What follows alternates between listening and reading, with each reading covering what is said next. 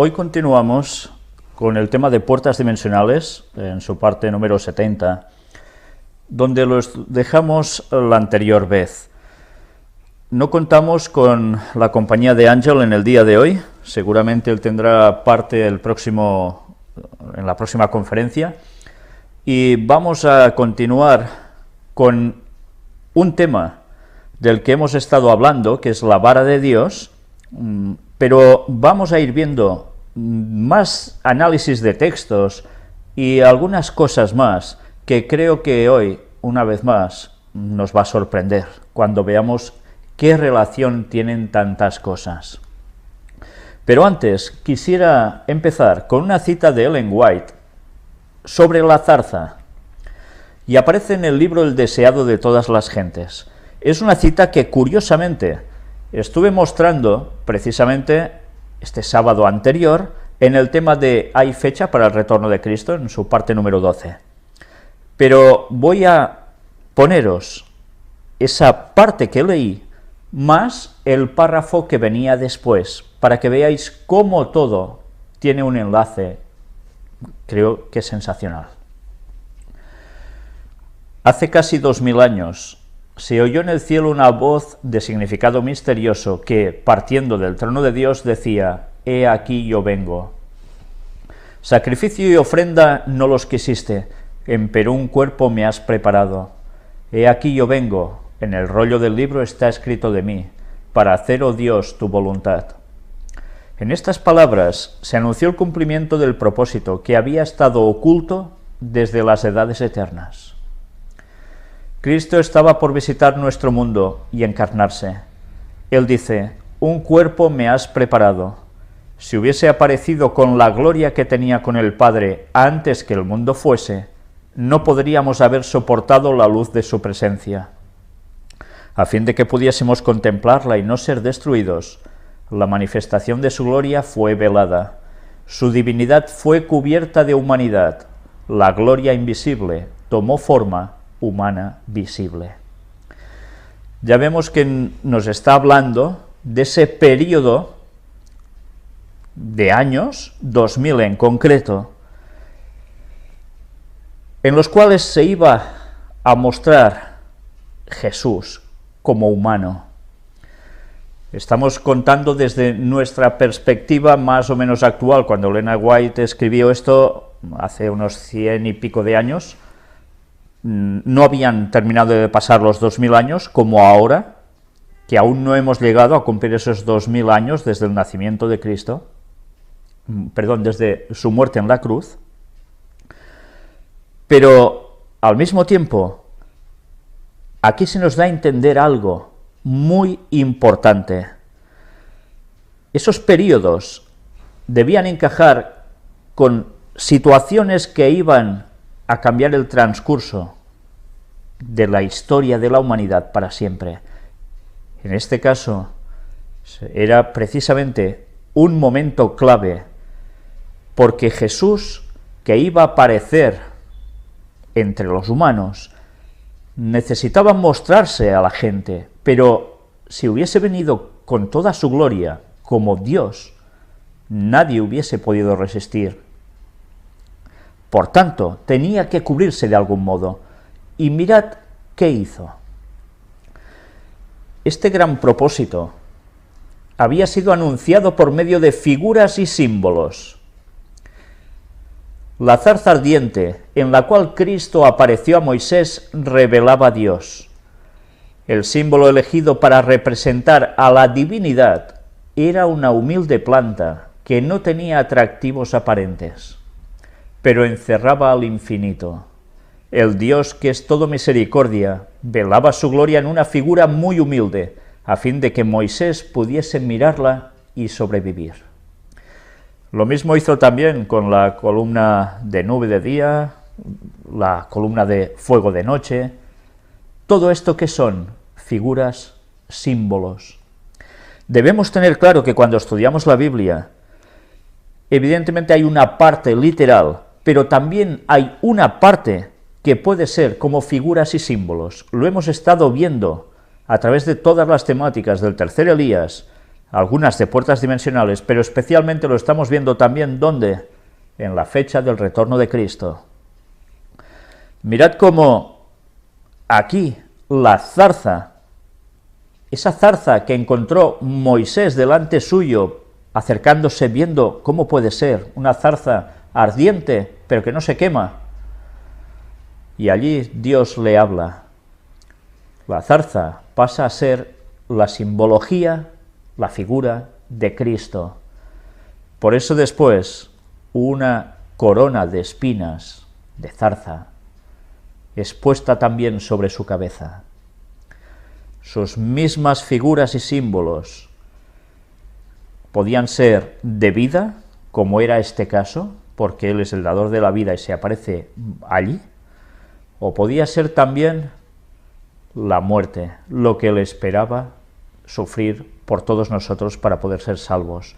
Una vez más vemos como Cristo pasa a ser en simbología tanto una cosa como otra, pero todo dirigido por Él. Ya veis que esto tenía que ver con la zarza. Hacía falta terminar de dar este dato para que viésemos con claridad que muchas cosas que aparecen en la Biblia pasan a tener una simbología que nos va a dar una mayor comprensión de lo que Dios es y lo que Dios haría, hace y hará. Si no tenemos eso presente y solo nos fijamos en mira esta profecía, mira la otra, y perdemos de vista las figuras y símbolos, no vamos a terminar de entender las cosas, sobre todo para el tiempo del fin, o mejor dicho, para el fin del tiempo del fin, que es el momento que ya estamos viviendo. Y ahora sí, volvemos a la vara, a la utilidad y simbología que tenía. Estuvimos viendo unos textos bíblicos y además vimos esto, que ahora os pongo aquí para volver a enlazar el tema. Vara como dedo de Dios, mano creadora y ejecutora. ¿Os dais cuenta de ese simbolismo, esa figura? La ley fue escrita con el dedo de Dios. Por vindicar su propia ley, su carácter, Cristo murió.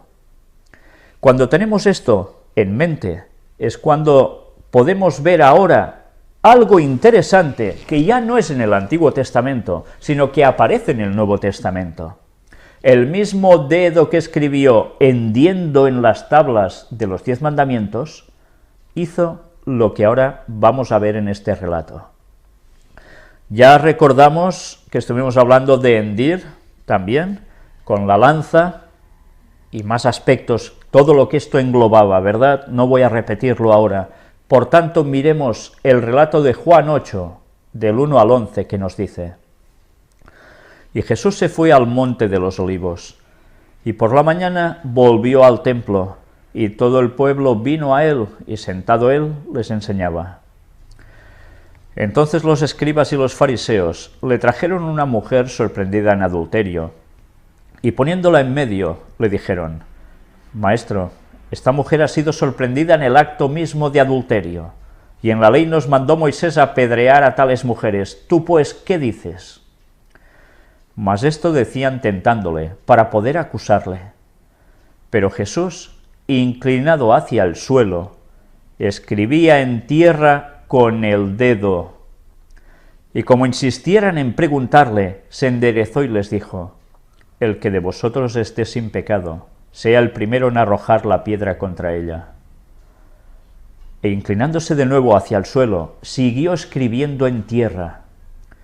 Pero ellos, al oír esto, acusados por su conciencia, salían uno a uno, comenzando desde los más viejos hasta los postreros, y quedó solo Jesús y la mujer que estaba en medio. Enderezándose Jesús, y no viendo a nadie sino a la mujer, le dijo: Mujer, ¿dónde están los que te acusaban?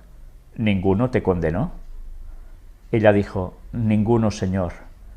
Entonces Jesús le dijo: Ni yo te condeno, vete y no peques más. Miremos cómo ese dedo de Dios, que hizo esas cosas prodigiosas escribiendo en las tablas de la ley, pasa aquí, muchos años después, a ser el mismo dedo que estaba escribiendo ya con Jesús totalmente entre nosotros como humano. Estaba escribiendo en el suelo los pecados. Por tanto, estaba mostrando con su dedo la justicia de la ley, de los 10 mandamientos, que esas personas que estaban acusando precisamente a esta pobre mujer estaban transgrediendo, y ellos lo sabían. El dedo de Dios estuvo con Moisés y estuvo años después, hace casi 2000 años, entre nosotros, volviendo a hacer una declaración de la validez de los 10 mandamientos. Y algunos dicen que están clavados en la cruz. ¡Qué tontería! Y ahora vamos a continuar con un análisis de textos bíblicos sobre la vara.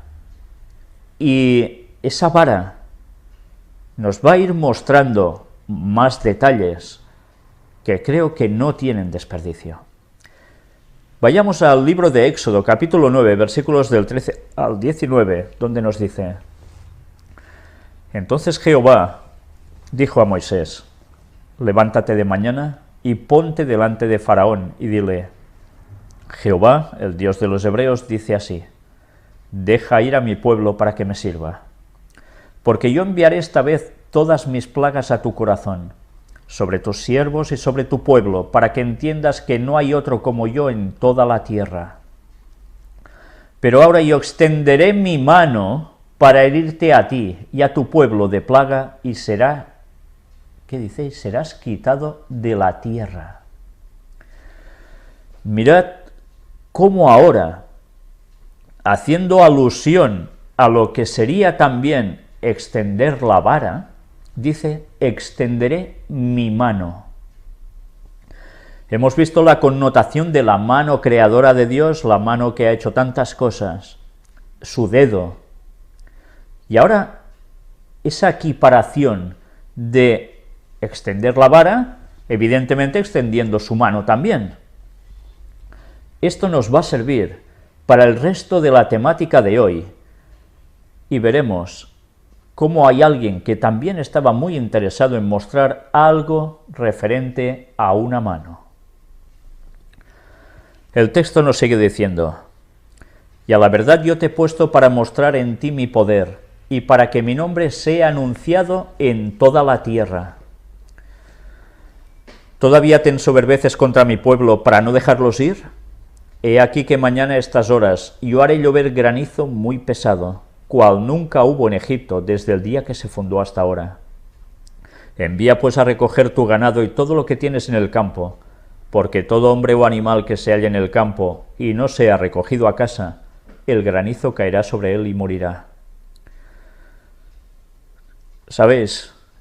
Esta plaga de Egipto va a tener una repetición justo en las últimas plagas que van a caer antes del regreso de Cristo y posteriormente a la venida de Satanás haciéndose pasar por Jesús. La plaga de granizo se volverá a repetir de un modo tremendo, de un modo en que cada piedrecita del granizo puede llegar a pesar unos 30 kilos. Imaginaos todo lo que puede acontecer con una lluvia así. Y va a ser precisamente algo que va a afectar ¿a quién? Pues al igual que antaño, afectará a los que no son pueblo de Dios, a los que lo hayan rechazado a pesar de todas las evidencias. De los siervos de Faraón, el que tuvo temor de la palabra de Jehová, hizo huir sus criados y su ganado a casa. Mas al que no puso en su corazón la palabra de Jehová, dejó sus criados y sus ganados en el campo. ¿Sabéis? Las personas volverán a estar más que avisadas de que van a caer plagas. La gente que se quiera convertir, sea de donde sea, y hayan creído en lo que hayan creído, o no hayan creído diciendo nada, algunos van a reaccionar y podrán ser salvos porque se van a convertir, las plagas no les tocarán, porque pasarán a ser pueblo de Dios casi prácticamente justo cuando se va a cerrar el tiempo de gracia, cuando aún queda esa leve posibilidad de cambiar de bando. Pero después ya caen las plagas y allí ya no hay cambio posible, todo el mundo ha hecho su decisión. Y Jehová dijo a Moisés: extiende tu mano hacia el cielo, para que venga granizo en toda la tierra de Egipto sobre los hombres, y sobre las bestias, y sobre toda la hierba del campo en el país de Egipto. Y Moisés extendió su vara hacia el cielo. ¿Os dais cuenta? Extiende tu mano, extiende su vara. Es lo mismo. Para extender la vara hacia arriba tenía que extender también su brazo, su mano. Y siempre, en este caso, era hacia el cielo. Y Jehová hizo tronar y granizar, y el fuego se descargó sobre la tierra. Y Jehová hizo llover granizo sobre la tierra de Egipto. Mirad que además dice, y el fuego se descargó sobre la tierra. Era una extraña mezcla, no era un granizo normal, ya lo veis. Hubo pues granizo y fuego mezclado con el granizo, tan grande cual nunca hubo en toda la tierra de Egipto desde que fue habitada. Y aquel granizo hirió en toda la tierra de Egipto, todo lo que estaba en el campo, así hombres como bestias. Asimismo destrozó el granizo toda la hierba del campo y desgajó todos los árboles del país. Solamente en la tierra de Gosén, donde estaban los hijos de Israel, no hubo granizo.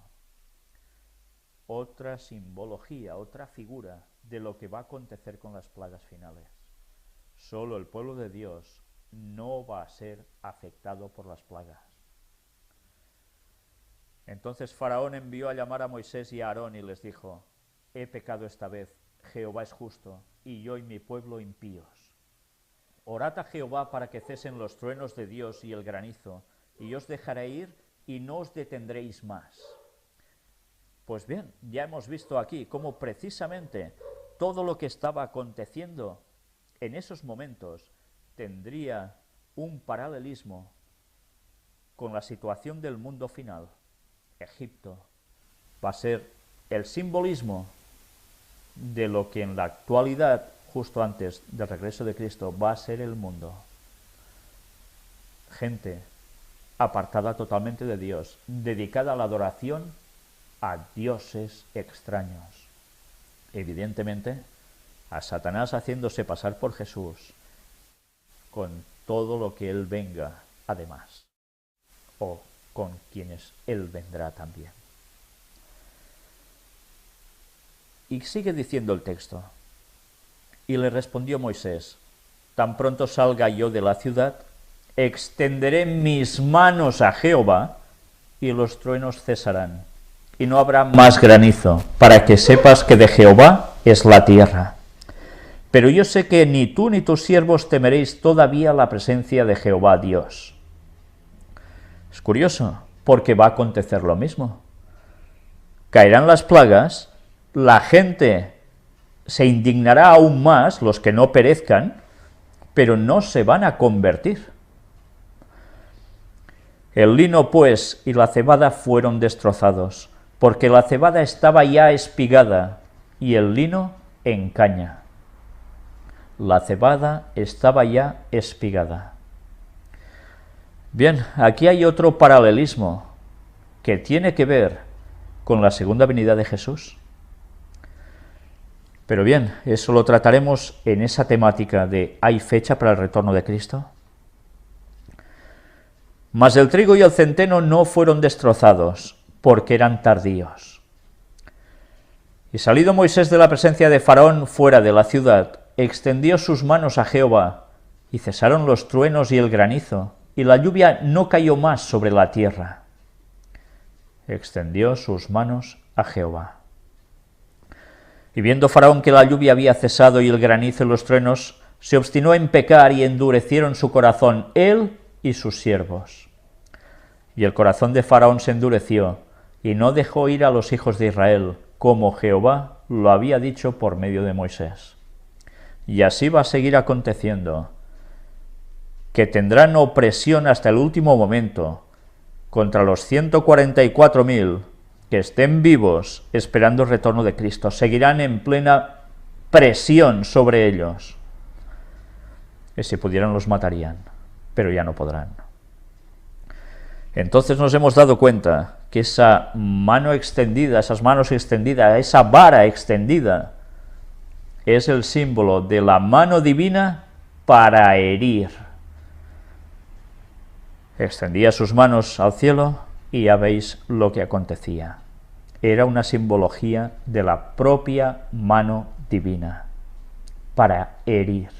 Cuando os digo para herir, enseguida hemos de recordar qué sucedió en la peña de Oreb con la vara, qué sucedió con un personaje del cual estuvimos hablando en temáticas anteriores, golpeando también el agua, y así muchas cosas más. Mirad este texto de Éxodo 10, 12 y 13 que nos dice también: Entonces Jehová dijo a Moisés: Extiende tu mano sobre la tierra de Egipto para traer la langosta, a fin de que suba sobre el país de Egipto y consuma todo lo que el granizo dejó. Y extendió Moisés su vara, nos decía tu mano, y ahora dice su vara, sobre la tierra de Egipto.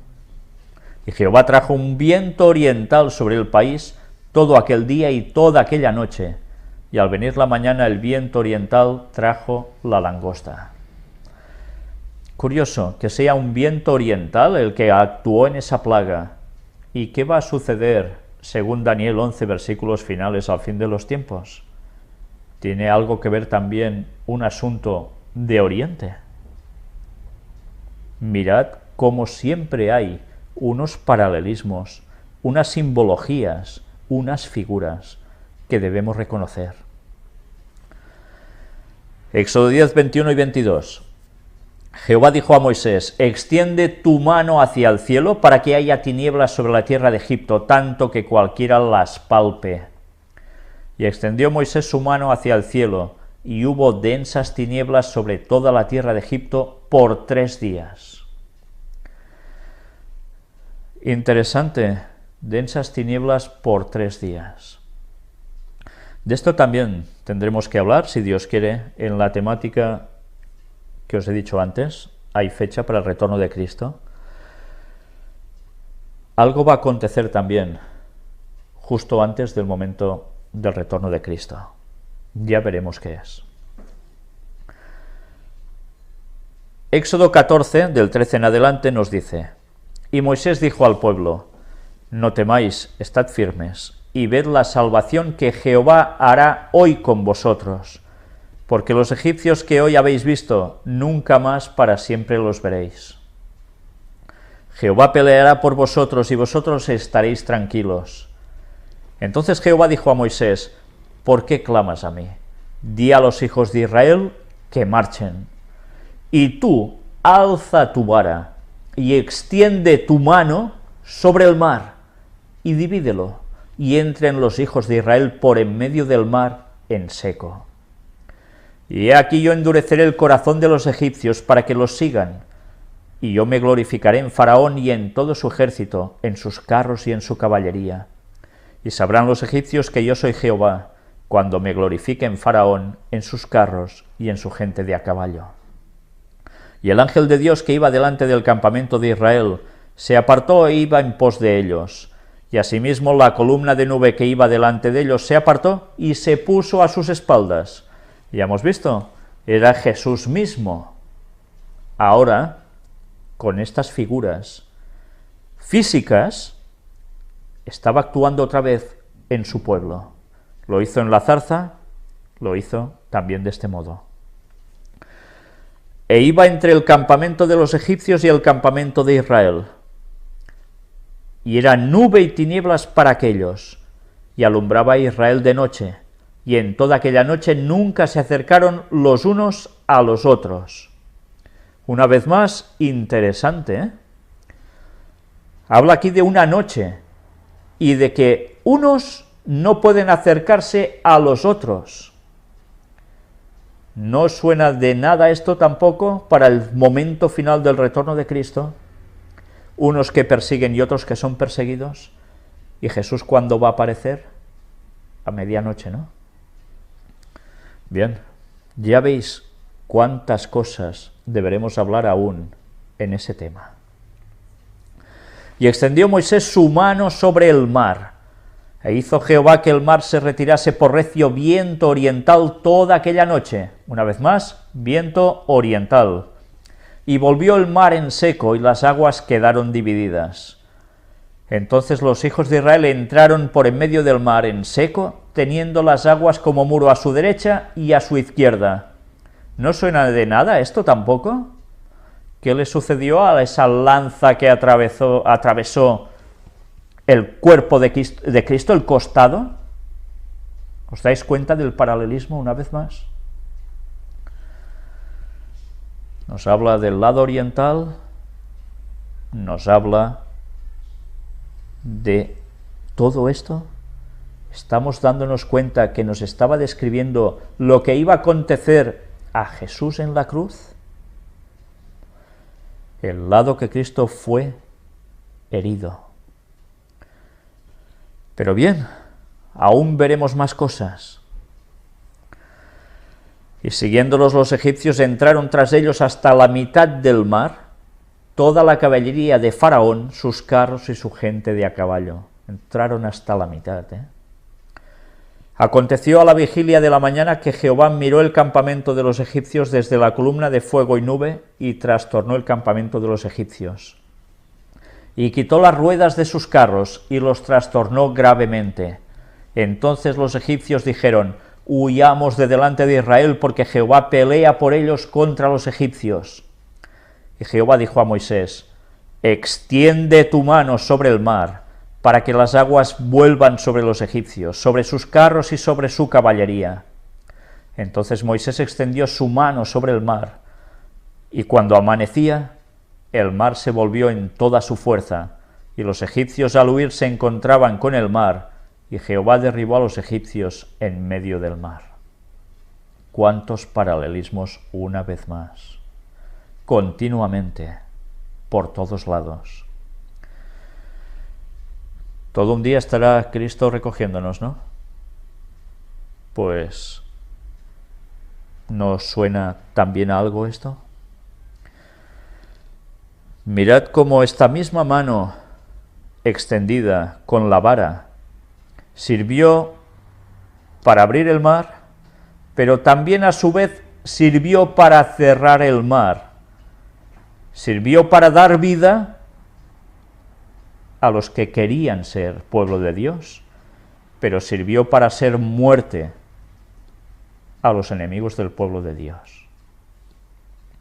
Y volvieron las aguas y cubrieron los carros y la caballería y todo el ejército de Faraón que había entrado tras ellos en el mar. No quedó de ellos ni uno. Ni uno. Lo mismo va a acontecer en el regreso de Cristo. Y los hijos de Israel fueron por en medio del mar, en seco, teniendo las aguas por muro a su derecha y a su izquierda. Así salvó Jehová aquel día a Israel de mano de los egipcios. E Israel vio a los egipcios muertos a la orilla del mar. Y vio Israel aquel grande hecho que Jehová ejecutó contra los egipcios. Y el pueblo temió a Jehová, y creyeron a Jehová y a Moisés su siervo. Por tanto, nos damos cuenta que lo que estaba utilizando Moisés era la representación de Jesús y de su muerte en la cruz, lo que le acontecería con la lanza también, pero además que serviría para dar vida o muerte dependiendo de cómo nosotros actuemos ante esa imagen que Cristo nos da muriendo en la cruz por nosotros. No estoy hablando de adorar ninguna imagen al respecto, ni de procesiones de Semana Santa, ni mucho menos, Tengamos presente que esto volverá a tener su cumplimiento al fin de los tiempos, justo antes de la segunda venida de Jesús, y justo cuando Jesús vuelva con todo lo que va a acontecer a las personas que estén vivas en ese momento. Mirad Éxodo 17 también, del 1 al 7, que nos dice: Toda la congregación de los hijos de Israel partió del desierto de Sin por sus jornadas, conforme al mandamiento de Jehová, y acamparon en Refidim, y no había agua para que el pueblo bebiese. Una situación difícil, una vez más. Pero bien, quizás os tenía que haber dicho que todo el relato este de Moisés, el pueblo cruzando el mar, cómo los egipcios son sepultados, son todas esas pruebas que Ron Wyatt encontró buceando allí y que mostró, y que no ha sido el único, gracias a Dios, porque otras personas han ido y han comprobado, tal como hemos mostrado a lo largo de estas temáticas, de toda la serie del Gran Engaño, cómo realmente esto fue un hecho que muchos intentan ocultar. Gracias a Dios que la arqueología sigue dando luz. Lástima que haya tantos intereses para tirar por tierra la verdad, porque si todo esto es reconocido oficialmente, qué cambio tan grande deberían hacer muchos, ¿verdad? Pues bien, aquí llegamos a otro momento difícil. Y altercó el pueblo con Moisés y dijeron, danos agua para que bebamos. Y Moisés les dijo, ¿por qué altercáis conmigo? ¿Por qué tentáis a Jehová? Así que el pueblo tuvo allí sed, y murmuró contra Moisés, y dijo, ¿por qué nos hiciste subir de Egipto para matarnos de sed a nosotros, a nuestros hijos y a nuestros ganados? Entonces clamó Moisés a Jehová diciendo, ¿qué haré con este pueblo? De aquí a un poco me apedrearán. Y Jehová dijo a Moisés, pasa delante del pueblo, y toma contigo de los ancianos de Israel, y toma también en tu mano tu vara con que golpeaste el río, y ve. He aquí que yo estaré delante de ti allí sobre la peña en Horeb, y golpearás la peña, y saldrán de ella aguas, y beberá el pueblo. Y Moisés lo hizo así en presencia de los ancianos de Israel, y llamó el nombre de aquel lugar Masa y Meriba, por la rencilla de los hijos de Israel, y porque tentaron a Jehová diciendo, ¿está pues Jehová entre nosotros o no? ¿Qué vemos aquí? Todo esto es igual a la vara, a esa mano creadora que golpea a la peña de Horeb, que es Cristo. O sea, es Cristo mismo hiriéndose a sí mismo. Su propia mano lo dirige todo, es su propia lanza. Mirad qué simbologías tan grandes. No era Satanás el que en definitiva estaba traspasando a través de la lanza del famoso soldado romano el costado de Cristo, porque sí. Todo estaba previsto en el plan de salvación de Dios.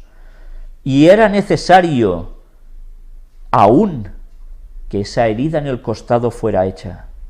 Era la consumación de la muerte en la cruz, sin lo cual no terminaría de pasar el episodio que Ron Wyatt nos relata, de esa sangre y esa agua emanando de su costado, que resbalan, bajan por el cuerpo de Cristo, pasando por la hendidura hecha en la roca del monte Calvario por el terremoto cuando Cristo muere, y cae justo encima del arca de la alianza, sobre el propiciatorio, en el lado previsto, y así se consuma todo aquí en la tierra.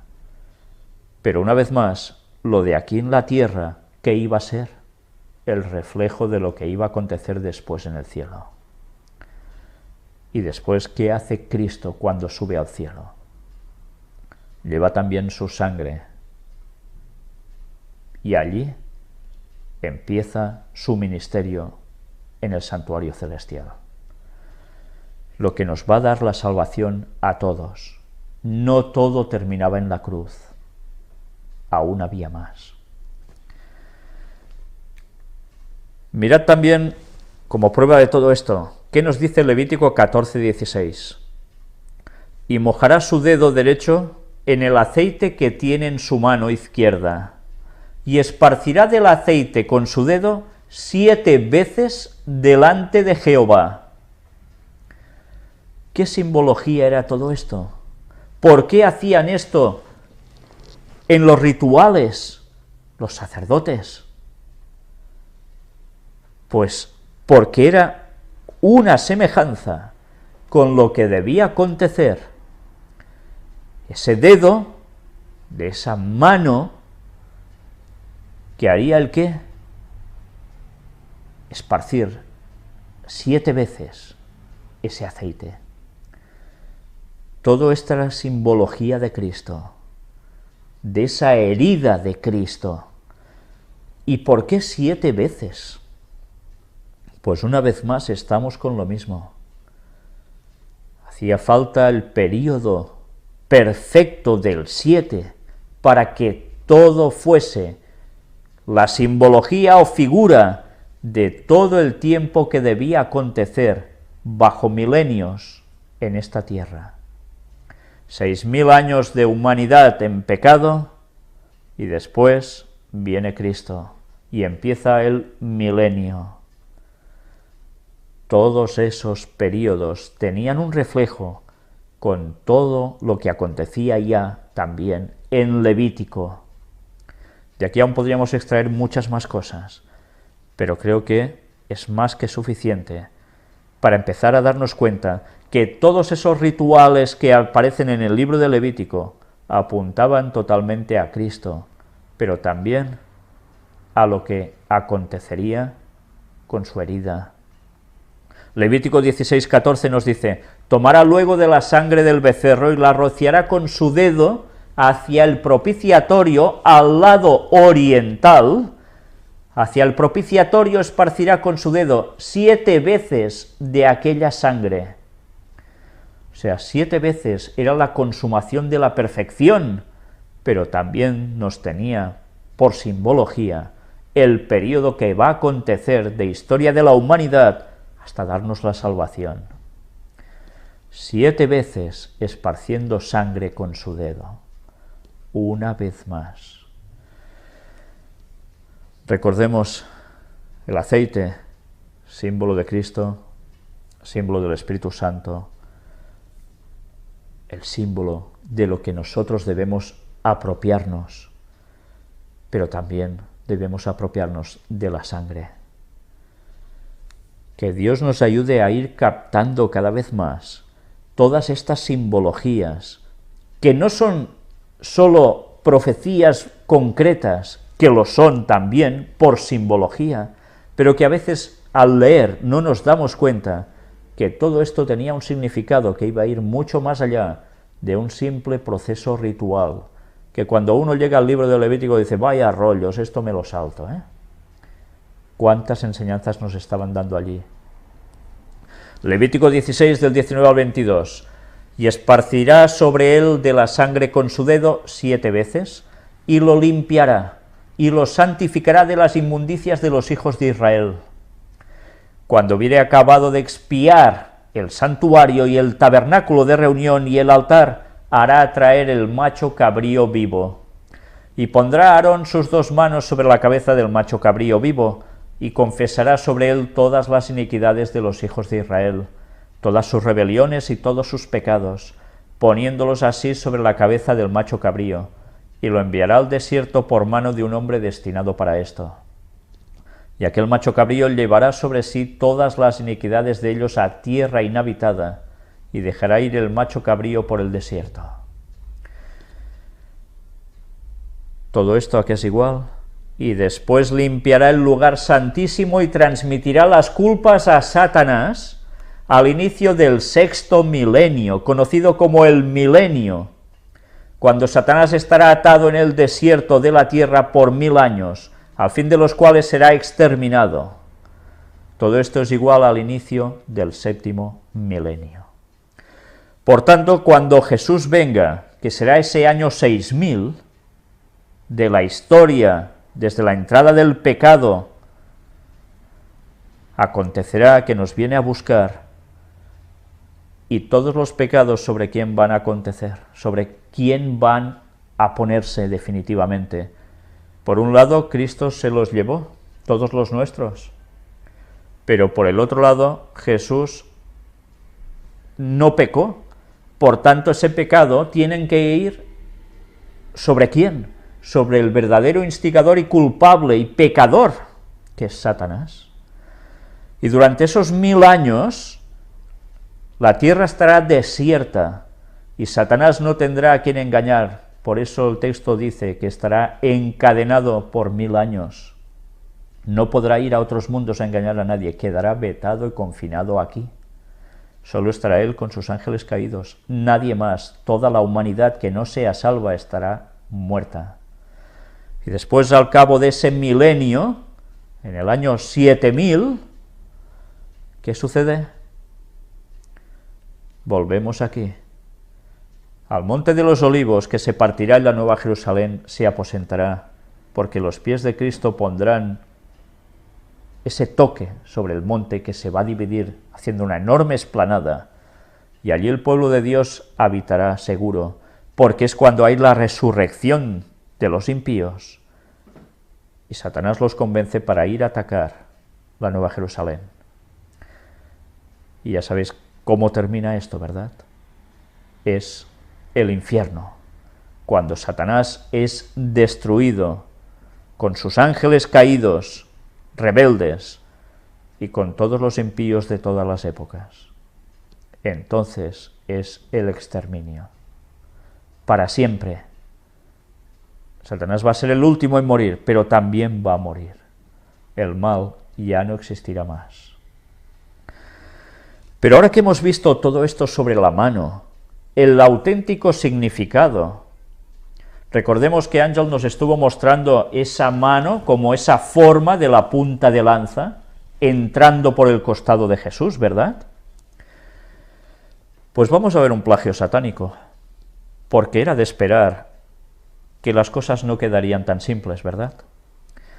Alguna vez os había mostrado esto en los temas anteriores de puertas dimensionales, es Hamsa, esta mano, 5 dedos, que puede ser que tenga distintas figuras o distintas formas, no por fuera, que puede tener solo un par de diferentes, sino por lo que hay por dentro como grabados o como dibujos. Evidentemente esto viene de la antigüedad y está en el paganismo, pero ¿solo en el paganismo? Esto que viene de tan antiguo, se dice que era asociada con la diosa Tanit, por tanto, una divinidad femenina. Pero la cultura judía, además de la árabe, la adoptaron también. Mirad las imágenes que veis a la derecha.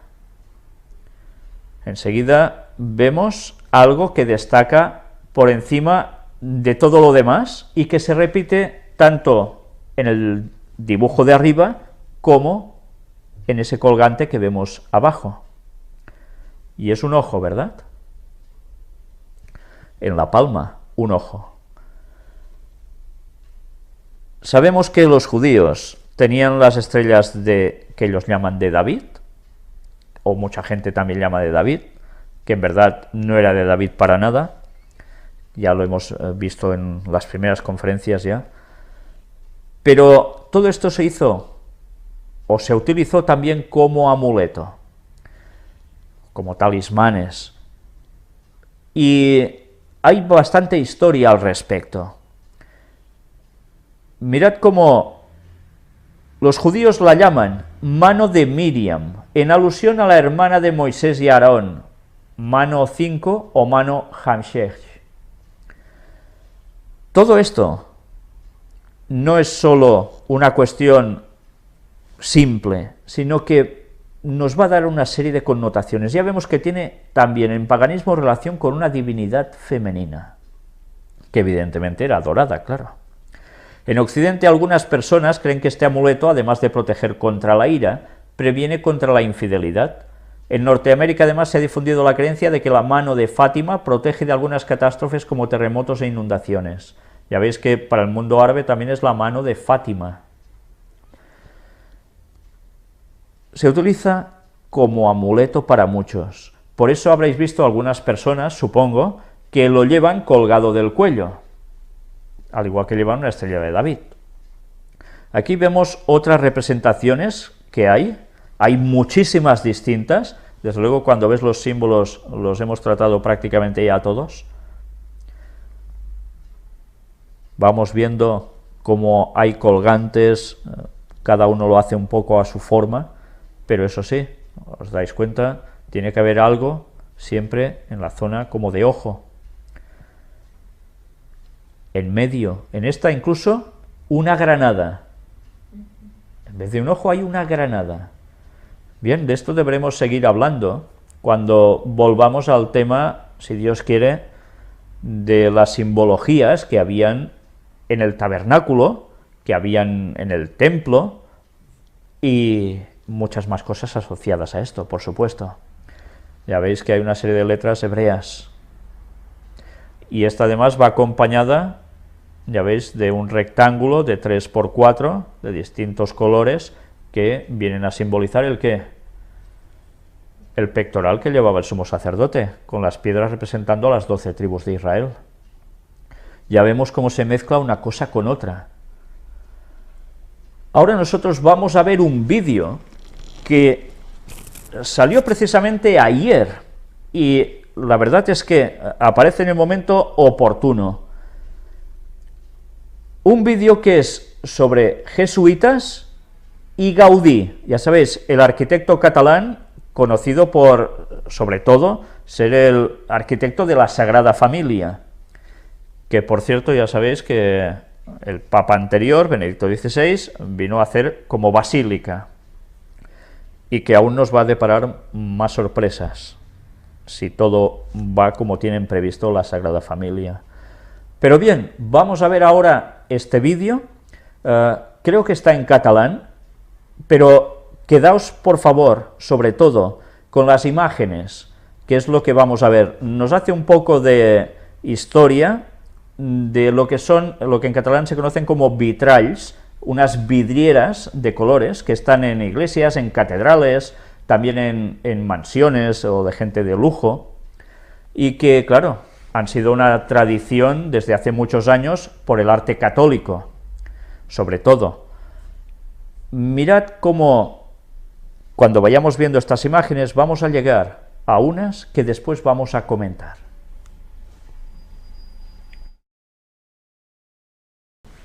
Bien, más o menos lo que nos han contado aquí es que este señor junto a su hija se han dedicado a hacer una catalogación de todas las vidrieras que hay cerca de Barcelona, en este caso, y han encontrado algunas que no estaban reconocidas o eran conocidas por, bueno, prácticamente por nadie.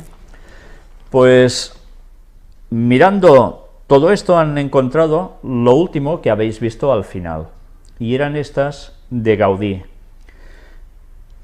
Aquí tenéis esta noticia del mismo canal del Tres 24, que es 24 horas de noticias seguidas en catalán, donde aparece esta imagen que desde luego creo que no deja indiferente absolutamente a nadie, porque aunque no sepas nada de simbologías, solo ver esto, la verdad es que te quedas un poco extraño, ¿no?, como mínimo. ¿Os dais cuenta de lo que hay aquí? Bien. Aquí sencillamente nos está contando que esto aparece, está ubicado en una capilla que se llama Can Pujades, traducido sería Casa Subidas, que es una antigua rectoría de Vallgorguina, en el Vallès Oriental, que es una comarca de Barcelona. Y nos va diciendo también algo interesante después. Gaudí, que era especialista en muchas cosas, hizo ese par de vidrieras que después vamos a seguir viendo en imágenes y desglosarlos un poco. Dice que una de ellas representa el ojo bíblico de la eterna vigilancia divina, el Dios que lo ve todo, y la otra, una reproducción del arcángel Miguel. Pues aquí hay otro artículo que nos mostraba la misma imagen, pero además aquí nos va diciendo algo interesante. Se atribuye a Gaudí por la coincidencia con el vitral tridimensional de la estrella de Oriente. Bien, esto también quizás más adelante lo mostraremos, pero todo tiene una serie de simbologías. Ya estuvimos hablando, y quizás deberemos hacerlo con más profundidad, de esa curiosa coincidencia entre muchas cosas de Gaudí y la masonería. Él era un católico muy firme, dicen, y que además explicaba la palabra de Dios a otros en los evangelios de un modo que la gente se quedaba impresionada, al menos esto dicen. Pero bien, vamos a ver ahora lo que aquí también nos comentan sobre el arcángel Miguel de pie, con las manos juntas ante el pecho, aguantando una larga espada tipo Claymore, con empuñadura dorada y la guarnición con pedrería, morada en los extremos y gris oscuro en el centro, pintado con esmaltes. El personaje lleva una armadura con una sobrevesta roja con rica ornamentación floral, y la flor de lis pintada también en amarillo, plateado y grisalla. Pues, ¿qué es todo esto? Aquí lo tenéis, una imagen que la verdad es que la ves y a mí al menos buen rollo no es que me transmita, y eso que dicen que es el arcángel Miguel, que sería el mismo Jesús. Ya veis el tipo de espada, que es la espada que se utiliza también, sí, claro, podemos hablar de la Edad Media, etcétera, etcétera, o de los cruzados, pero que se utiliza también, ¿dónde? Para rituales masónicos. Mirad cómo en la faldita que lleva aparece la flor de lis. Y la flor de lis ya sabemos que procede del templo de Salomón, pero también utilizada ¿por quién? Por la masonería. Una vez visto esto y la cara tan extraña que tiene, miremos la otra imagen que desde luego te impacta enseguida. ¿Qué símbolos son? Pues, bueno, dicen, es la familia. Arriba Jesús, abajo José y el otro María, que por simbología parece la del Maserati, ¿eh? Pero bien, desde luego Jesús y HS o JHS, como veis más o menos aquí, que es también en definitiva el símbolo o las letras que utilizan ¿quién? Los jesuitas. Pero si no tenemos bastante en que jesuitas puedan estar por en medio, mirad la palma de la mano con el ojo. ¿Y cómo está puesta esta palma de la mano? Mirad que, a diferencia de las que hemos visto, esta está puesta, ¿cómo? Horizontal. Pero además, ¿qué mano es? La izquierda. ¿Y por qué lado podríamos, si la comparáramos a una lanza, hacerla entrar en un objeto o en un cuerpo?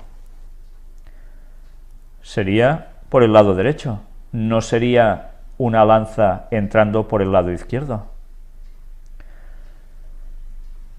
Sabemos que las simbologías son mucho más importantes de lo que la gente cree.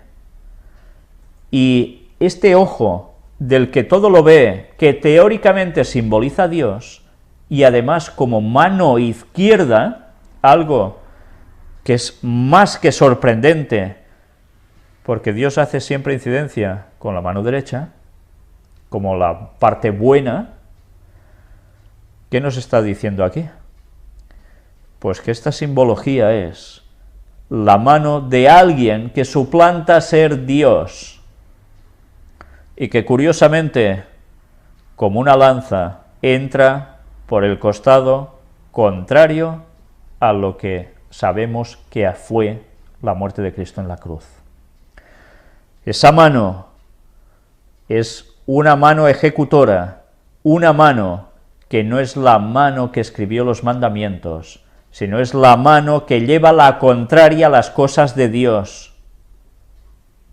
La mano de alguien que se rebeló precisamente y que dio muerte a Cristo en la cruz, pero no venció. Aquí vemos también esta mano de Miriam o Hamsa.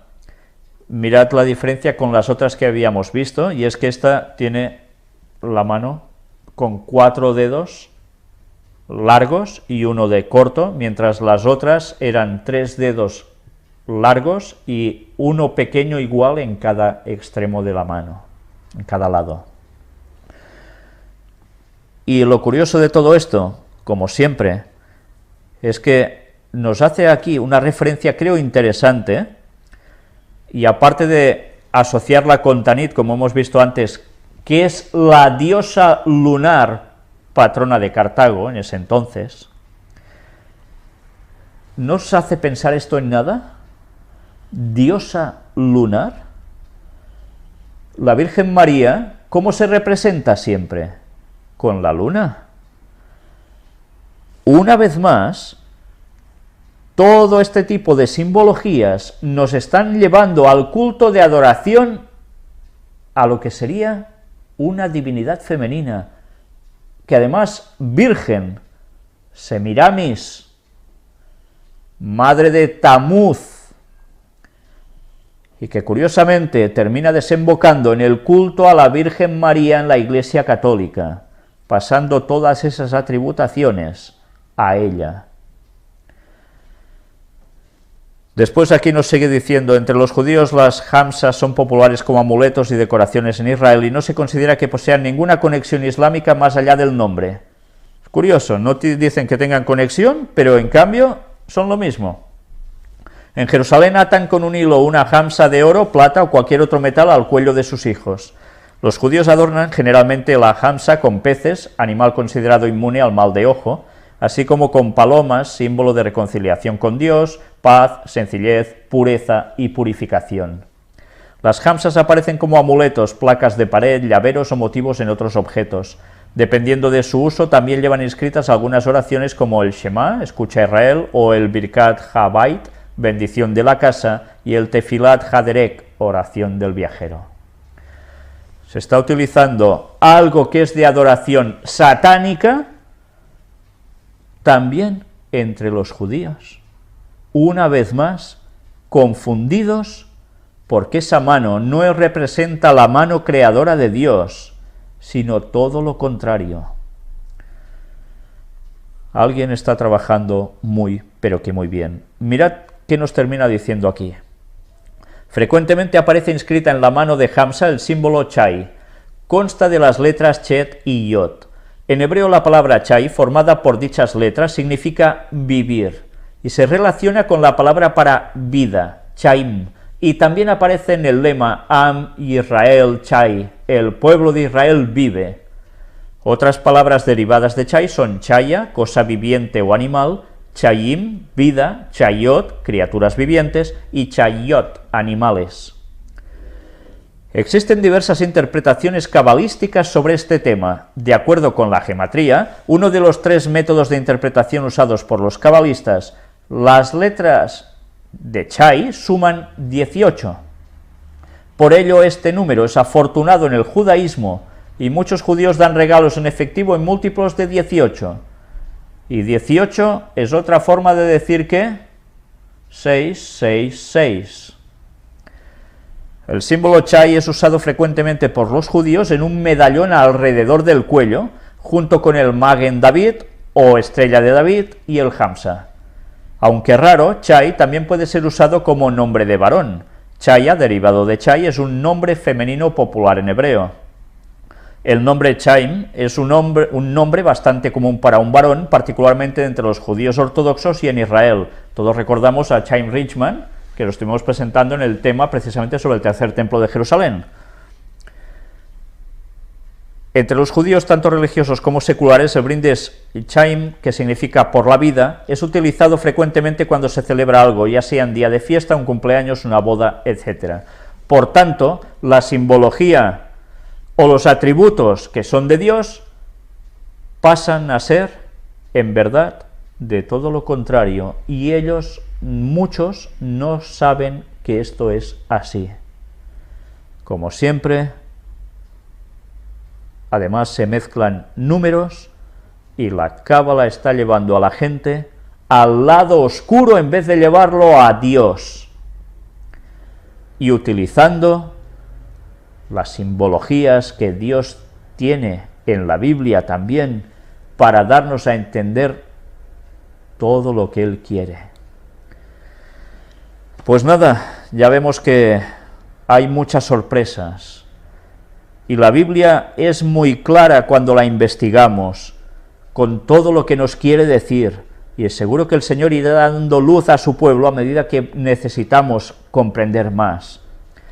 Y desde luego en estos últimos tiempos necesitamos muchísimo de su luz, porque si el Espíritu Santo no nos guía por un lado o por otro, vamos a sucumbir. Analicemos a fondo nuestras Biblias en oración para poder captar cada vez las grandes cosas que Dios tiene para nosotros y cómo hasta en cosas que parecían, bueno, no importarán mucho, son realmente vitales para nuestros días y para lo que tiene que terminar de acontecer.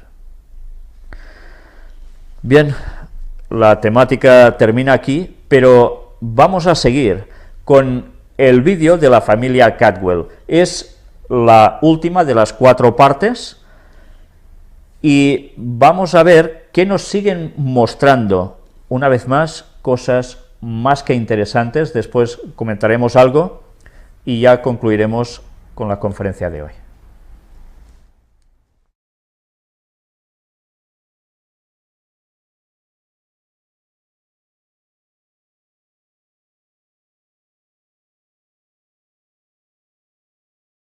We have a picture that's beginning to form here of where the wandering in the wilderness really took place. The great and terrible wilderness, let me assure you, we've crisscrossed Saudi Arabia time and time again, and it is a great and terrible wilderness. And you could easily lose 1 million+ people in this vast continent for the length of time the scripture says that they will. But this is one of the most profound things ever. And I tell you what, we have to credit Dr. Leonard Moeller for coming up with some things that are just astonishing. They really are. When we first began to speak with him in early 2000s about, Jim and I just are determined, because of what we've seen, the whole of the Arabian Peninsula is where the wandering in the wilderness took place. Because you see, when you get the mountain in the right place, then everything else opens up to you. So we were telling him about these things, and I think he thought we were insane at the beginning. But he is quite an extensive research scientist. And, you know, he's not going to go out on a whim just because Jim and I think something might be. He went home and did a great amount of study. He happens to have some very ancient maps, particularly one that was in French. And let's see, which was the number of that slide? Same slide, back up. We'll pull that back up here, and I'll show you some of the things that he has found. Over in the right-hand side, you'll see People de Gad. That in French is the people of Gad. Why is this ancient French map have the people of Gad located in what is now current-day Oman? And if you look just a little bit north of that, there's something profound. You'll see a green star that says Asher. Well, guess where that Asher is? That's where we lived in the eastern province of Saudi Arabia, and that's where the major oil fields are. What does the book say? Dip in the toe of Asher. Asher shall dip his foot in oil. It's the blessing of Jacob upon his sons. What is Asher doing? But of course, in modern day maps, you don't find any of this. Oh, absolutely. And Dr. Moeller is the one who found these. This is where he found, what if Rub al-Khali in Arabic means the empty quarter. But how closely does this sound to Reuben the Chaldean, Rub the Calais? Rub the Calais. What, and who took their inheritance in the wilderness? Reuben, Gad and the half-tribe of Manasseh. Why do we find on an ancient French map Gad and Reuben? Highly possible. But the mind blower was this. Down at the tip of the Red Sea down there, you'll see in the bottom central, Ras Israel. What? Head of Israel. Down there located in what is now Yemen.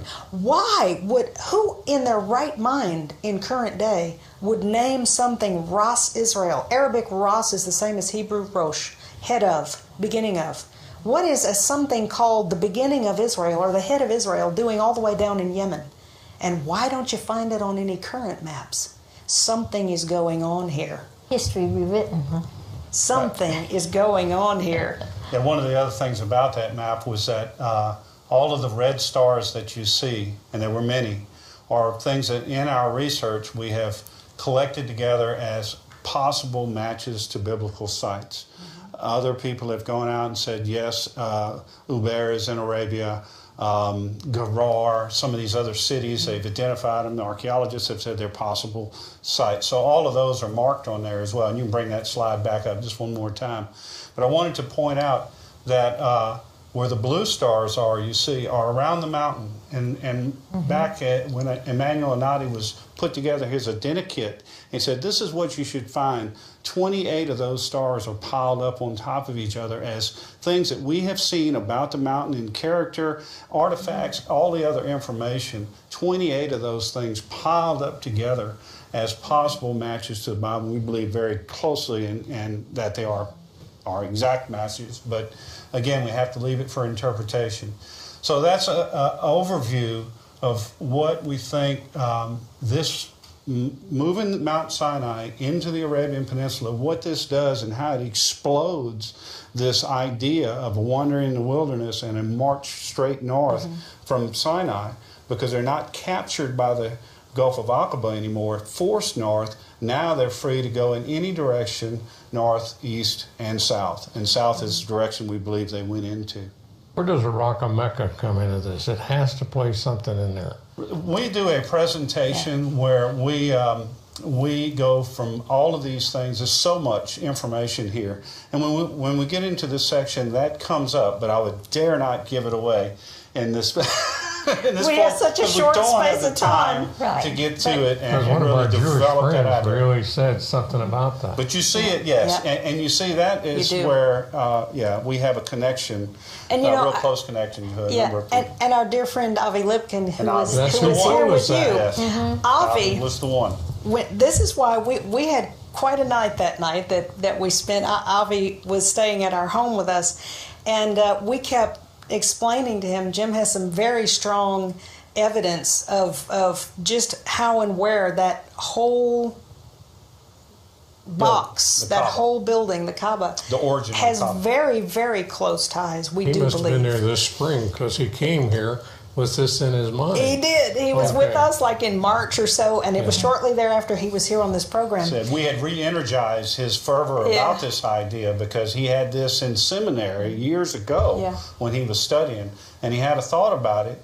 But when we presented our material and I showed him some of the things that we believe, it just It really connected to fired him. him up. He believes very strongly, and I know he shared this with you, that the phylacteries, which are perfect little black boxes, they are a perfect copy of the covered building there, the Kaaba. So there is a very strong connection to the wandering in the wilderness and that very thing. But we're going to have to leave that for another time. But Off air, we can have Yeah. a discussion about When it all comes down, it's all coming to a head. yes, Yes. it is. This is being revealed in this day and age for just That's Such a exactly time right. as this. And you know what? This opens up a mass amount of possibilities. And I'm just going to go ahead and throw out a couple of these. Because in our hearts and minds, we're sure of it. What happened to Paul on the road to Damascus? The Lord appeared to him. Blinding revelation. He had a blinding revelation. And it says shortly after there, a very amazing thing. After he received his sight, he didn't go up to Jerusalem or to them that were before, but the Spirit drove him where? Into Arabia. You want to guess where we think he went? Where? He went straight to Mount Sinai. Yes. And Look at the correlation between Hagar and Sarah, between Zion and Sinai, between a mountain you can't touch and a mountain that the grace of God has fallen on. Why that great student of Gamaliel, where would he go? Why would the Spirit drive him directly into Arabia? Because, I think he wrote the whole book of Galatians from the cave. That cave up there that's quite possibly Elijah's cave. Because he had such a beautiful understanding of the two covenants, of the well, you can say it in that manner, but everything that he wrote, this Hagar is Sinai in Arabia. If the Spirit drove him into Arabia and gave him such understanding of how everything fit, surely that's where he went. And I'll tell you another one. What about Elijah? What about Elijah? 1 Kings 19, it says, it was just after the Carmel incident, where he called down fire on the prophets of Baal. And he runs, first off, he goes and hides under a tree and wants to die. And that's not what the plan was. So 40 days and 40 nights later, he's fasting in the strength of the 2 cakes and goes to Horeb, mountain of God. Oh, wow. And goes into a cave. And we think we know right where the cave is. We showed it to you earlier. But also, who else was at that mountain? Moses. Moses was at that mountain. Elijah was at that mountain.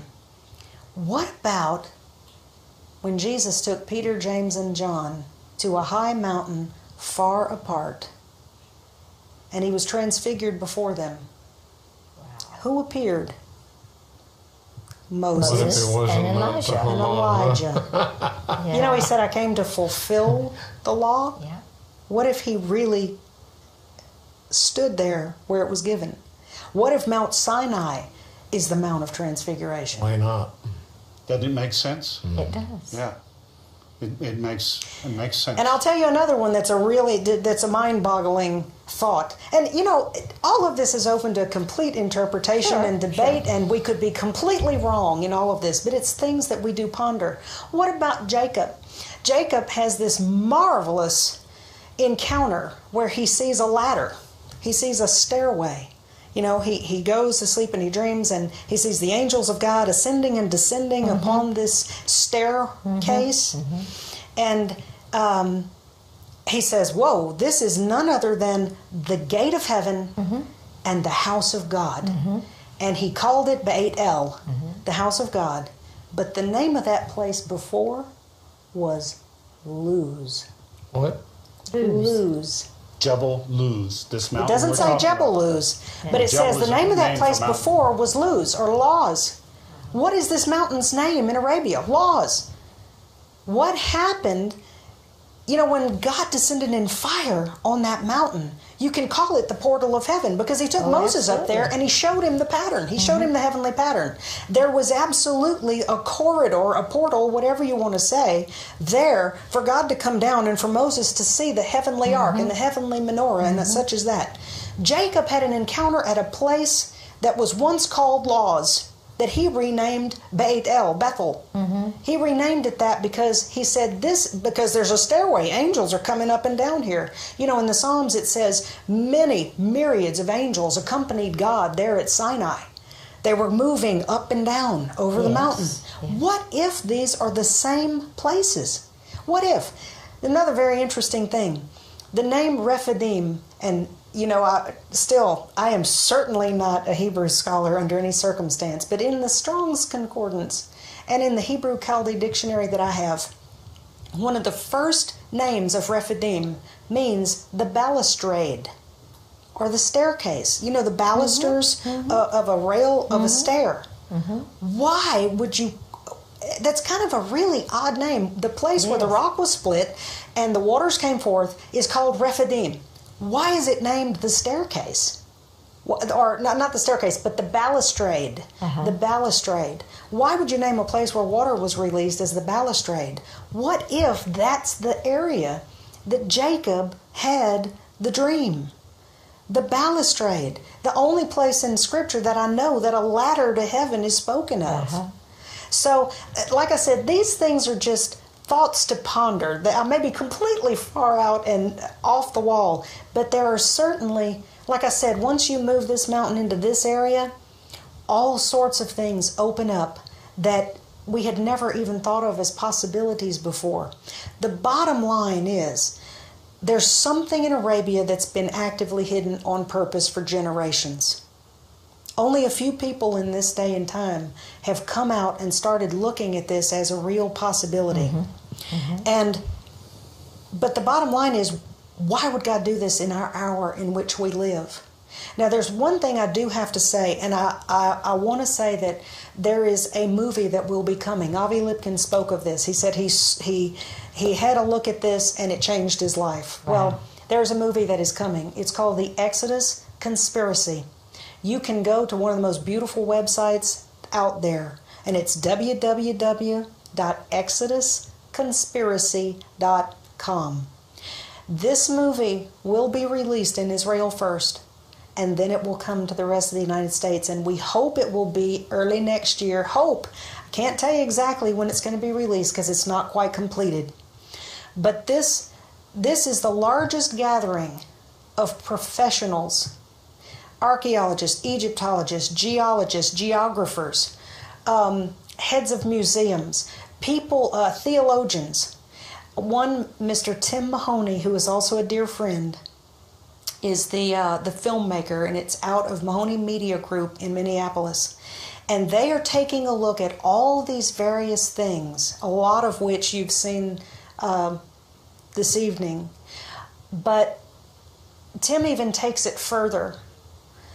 And it's an absolutely astonishing film, so I would encourage everyone to go to that website and monitor it for when this film is going to come out, because, like I said, Jim and I are not experts. At best, we're ground proofers. We went in and snuck a bunch of pictures out. And, Somebody said Eyewitnesses. Exodus, what's the website again? It's exodusconspiracy.com. Okay, thank you, crew. And you can have a look at that, and please monitor it, because this film is absolutely it's gonna turn the world upside down with some of these things. Oh, wow. Just by virtue of its length, it can't go into great detail like some of what you've seen tonight, but I can guarantee you it is eye-popping. And at the end of the day, everyone should know, yes, there is a God in heaven, and yes, He is the God of Israel. You God only of covenant. talked a very small part about your book. What's in the rest of your book? Well, that book is actually, because so many people have heard about various people who've been out to this mountain or whatever, and they want to know, how are we connected to it? Where did you get involved in this? And that's why I wrote the book. I wrote it, and I'm telling you, you'll know what we ate, you'll know what we drank. It's right off my journals. I wrote a journal throughout this whole journey. It's wonderful. And, in some ways it's probably very silly, but in other ways you will see the profound with the mundane. We were just a family out on an adventure that turned out really to be an adventure, and it wound us up through this crazy trip through Egypt, going through things that normal families go through. The kids fighting in the back seat and me threatening to throw them out the truck half the time going down the road. But then the very next scene you'll read about is us falling to our knees at the base of a mountain that we believe God Himself descended in flames of a fire. And as you get toward the end of the book, those things start becoming very aware, and you will know, just like we did, that we were led out truly by a vision of God. There's no other way to explain it. And it's not that we're anybody special. It's just that there is a very special God of that mountain and of all creation. Wow. And He's got something to say in our day and time. He does. Wow, I can't wait to see what the world reaction is when that movie comes out, and that expose of the truth that lies in Saudi Arabia. And it's not a fairy tale made up by a bunch of crazy Jews. That's exactly right. You know, I was thinking about those scriptures. I believe it's in either 1st or 2nd Peter, where he says, we are not following cunningly devised fairy tales here. Right. We are speaking to you of what we have seen and touched with our own eyes, the Word of God, living, breathing here among us, Yeshua, Lord. And it just, that's what these things are all about. As I've said before, the archaeology is stunning enough if it proves out to be these things. But come on, I mean, you've got like 45 points that are possible matches without even getting into the other things that are non-archaeological, like quail and almond trees and fig trees, and you know, and you look at all of these things, and when you take them all together, I mean, isn't that what science does? It takes all of the possibilities and puts them all together and looks at the percentages. And, you know, 3 witnesses can convict a man, well, 12 in our country, but 12 can convict a man to life or death. How many points do we have to show? And let me assure you, when we do our presentations in churches and such, we, or anywhere else, we'll do them for one person in a back room or in front of 15,000 people. I don't care. Wherever we can speak, we will. But we have so many. Get a hold of you by your website. Would you guys leave that website up? Yes. In fact, all the information of how to contact us and how to have us come speak, should you so desire, is out there on the website. But, you know, we only brought a tiny little handful. Split rock. Split rock because of that big rock. Because of the rock at heart. Oh, Yes. boy. Yeah. Split rock research. One of the things that we try to do when we do our fast presentation, which still takes a couple of hours, sometimes 2.5, is that we try to bring it to you as an experience. We want you to come with us. We want you to take this journey with us. You're going to see a lot of video. You're going to be hit with a lot of images, because we also want to make that impression of how powerful this is and how real it is. But we also want you to have a good time with us and see some of the snowflakes in the desert and hear the kids screaming. And so we kind of mix it up with the things right out of the book, as well as the archaeology and the physical evidence. Star of David Snowflake. Star of David Snowflakes, yeah. And you can actually see that video. Jim was right. I thought we had it with us, but it is on our website. You can go and click on it, and you can see these little Star of David Snowflakes. But one of the things I want to tell you, and we can get into this kind of little detail when we are in our presentations, but one of the hilarious things, you know how here is Dr. Leonard Muller in Sweden, born on exactly the same day that Jim Caldwell is born in Baton Rouge, Louisiana, whose destinies in the Lord meet out over the sands of Saudi Arabia. Only God can do something like that. But get this, the family from the East, Dr. Kim and his wife Jenny, Jim and Penny, Kim and Jenny. We had the same experience about that in Saudi Arabia. He took his children just like we took our children. They went 12 times to the mountain. So, you know, it just, those little interesting check marks things that God gives you as you go along are just what has kept us so alive in us all these years. And it just gets more dear to us as the years go by. You told us your children were, what? 10 and 7. They were 7 and 9 on the first trip. 7 and 9. And now they are 27 and 24. Wow. So they're grown. 2 years have gone by. They're grown now. How many trips to the mountain did they make with you? Probably 6 or 7. We didn't take them on the high mountain climbs because it was just too dangerous. They couldn't have done that. But let me tell you, they were incredible troopers, and they wish they could go back to this day. In fact, the Saudi Arabia is home to them. I bet it is. It's home. It really, you want to know the truth? Having had these experiences, that place is home to us. That's where you'd like to be. That's where we'd like to be.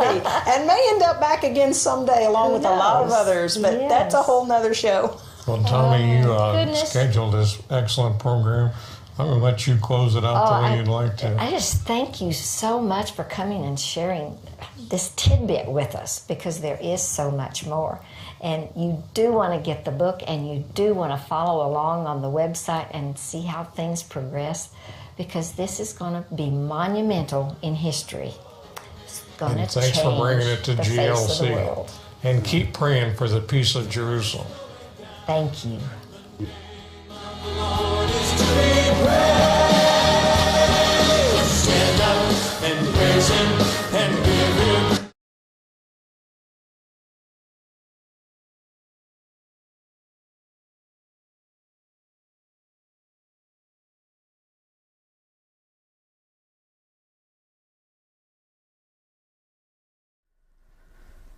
Bien, hemos visto este documental, esta última parte, que una vez más nos ha sorprendido mucho.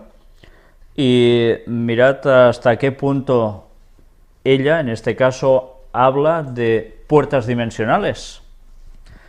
Y cree que en el Sinaí es como si hubiese una puerta dimensional donde Dios se manifiesta y Moisés ve todo lo que ve, o lo que se le muestra. Después especulan de que si Betel podía haber sido allí, etcétera, etcétera. Esto ya es más dudoso, desde luego, por todo lo que hemos visto y hemos presentado en las conferencias. Pero sí que esto nos denota de que hay ciertos lugares en los cuales Dios ha intervenido de un modo directo y ha utilizado, pues, lo que nosotros llamaríamos puerta dimensional abierta para pasar de Orión aquí. Pues han dicho cosas muy interesantes. Una de ellas es que Moisés y Elías estuvieron en la misma cueva y que fueron los que aparecieron en el monte de la Transfiguración.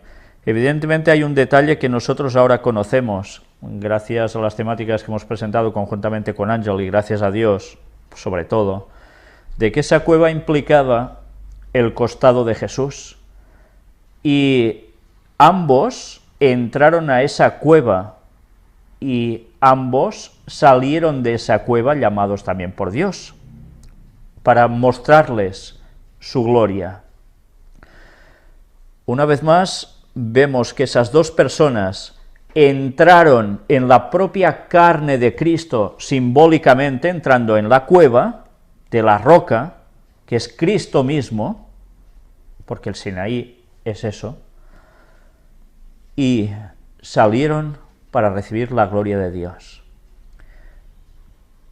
Los mismos que estuvieron al lado de Jesús en el monte de la Transfiguración, que ellos también dicen de que sí podía haber sido allí, etcétera, etcétera. Bueno, no parece ser que esto sea así, pero bien, ellos dicen esto.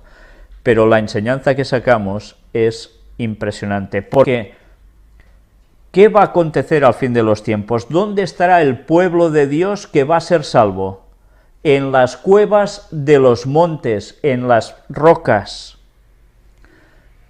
símbolo del refugio en Cristo, y va a ser cuando Él venga en toda su gloria una vez más, pero ahora de un modo mucho más asombroso aún, que cuando se apareció al pueblo hebreo, o cuando se apareció en otras ocasiones. Esos 144.000 escondidos entre las cuevas saldrán dando gracias al Señor por llegar y liberarlos, mientras los otros permanecerán fuera de las cuevas, fuera de la salvación, fuera de Cristo, de la roca. ¿Y qué intentarán hacer? Pues para ser salvos, como describe esos momentos Elena White, mientras unos salen, los perseguidores entran a esas mismas cuevas cuando estaban allí para querer matarlos. En esos momentos es su liberación. Y esa misma roca, que para unos es la salvación, para otros quiere ser un refugio demasiado tarde. Y la gloria de Dios los destruye.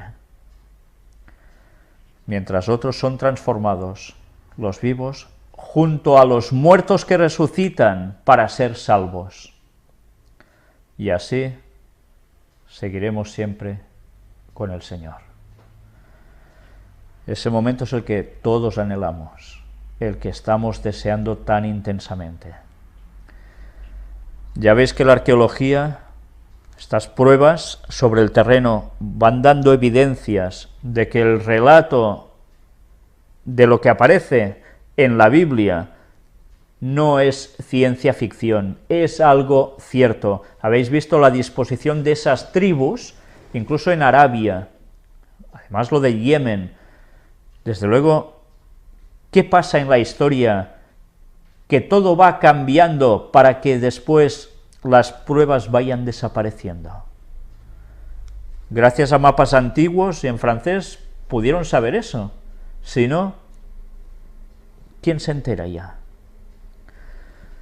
Una vez más, la arqueología habla, las piedras hablarían y lo están haciendo. Gracias a Dios que ha guardado cosas para el fin de los tiempos para que se mostraran y la gente pudiese ver evidencias para creer y prepararse de ponerse del lado de Dios, de la roca de la salvación. Ya sabemos que no todos lo van a hacer, va a ser una minoría, pero Dios nos da bastantes indicios claros para que nadie pueda dudar. Bien, ellos han seguido hablando de otras cosas, han hablado de una película, esa película aún no ha salido.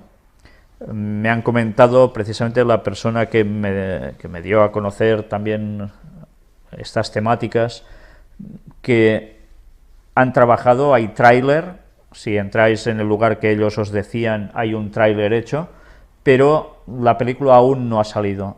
Decían de que la querían completar más porque hay tantas cosas por mostrar y bueno, no sé por qué circunstancia aún no ha aparecido a nivel público, pero bien, si sale algún día puede ser una estocada realmente importante para dar a conocer la verdad de un modo contundente.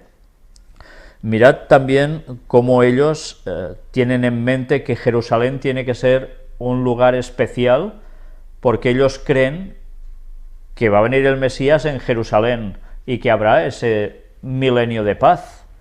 Mirad cómo dicen, oremos por la paz en Jerusalén, al final también. Evidentemente es por la mala interpretación de las Escrituras, que son tan claras al respecto, pero, por desgracia, mucha parte del mundo cristiano protestante ha abrazado cosas que no son ciertas, y esto va a ser aprovechado por el mismo Satanás para confundir a muchos creyentes, que si no se versan no tan solo en arqueología, sino directamente en la palabra de Dios, van a sucumbir. ¿Qué privilegio nos ha dado el Señor de saber la palabra de Dios y de saber estas otras cosas que unas a otras complementan y nos ayudan a diferenciar la verdad del error, preparándonos para el gran engaño que Satanás pronto, dentro de pocos años, va a ejercer sobre todo el mundo? Ahora ese terreno se está preparando. Nuestra misión es ir explicando todo ese proceso para que la gente se dé cuenta que estábamos avisados por Dios y que es a Él a quien debemos recurrir. Bien, estamos terminando de preparar con algún colaborador, al cual le doy las gracias, la subtitulación de otro vídeo, y esta vez es de los Wyatt, pero de los dos hijos de Ron Wyatt. Veremos cuando ellos volvieron años después al lugar del Arca de la Alianza, donde ellos estuvieron cavando junto a su padre. Y veremos los comentarios suyos al respecto, dando aún más evidencias de lo que ya hemos ido viendo. En fin, para mí todo sigue siendo realmente impresionante, todo lo que Dios llega a mostrarnos para este último tiempo. Ojalá lo sepamos utilizar y Dios nos ayude a ello, para poder abrir los ojos a tantísima gente aún en este mundo, antes de que sea demasiado tarde. Quedan pocos años para el regreso de Cristo, para el verdadero.